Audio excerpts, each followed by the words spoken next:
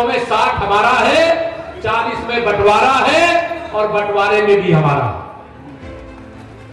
Deputy CM Keshav Prasad Maurya ने आज बाराबंकी के सिद्धौर कस्बे के रामलीला मैदान में एक जनसभा को संबोधित किया। इसके साथ ही करोड़ों की 27 परियोजनाओं का लोकार्पण और शिलान्यास भी किया।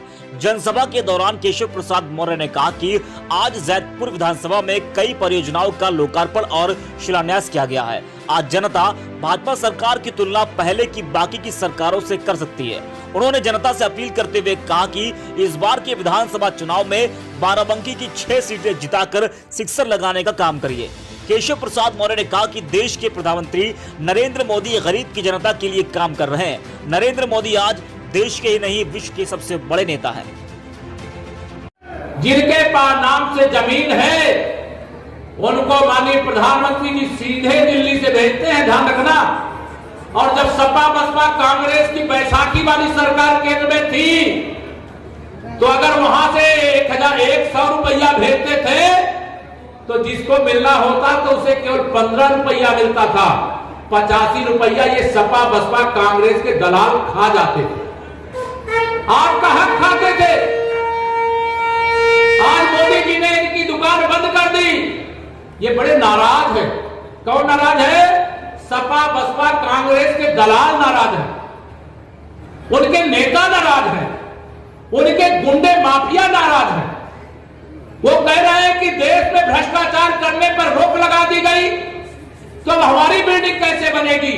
मोदी जी ने कहा गरीबों ने, देशवासियों ने जो सरकार बनाई है वो भ्रष्टाचारियों की इमारत खड़ी करने के लिए नहीं, गरीब जो कच्चे मकान में रह रहा है, झोपड़ी में रह रहा है, उसे पक्का मकान देकर बनाकर देने के लिए बनाई है। अब इससे इनको दर्द होता है।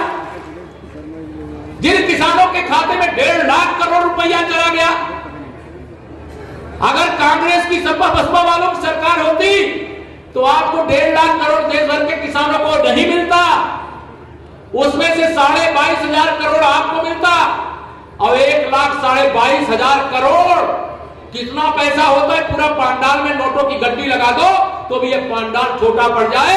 ये सपा बसपा कांग्रेस के दलाल खा जाते हैं। क्या ये दलाली बंद करके मोदी जी ने अच्छा किया कि गलत किया, बताओ।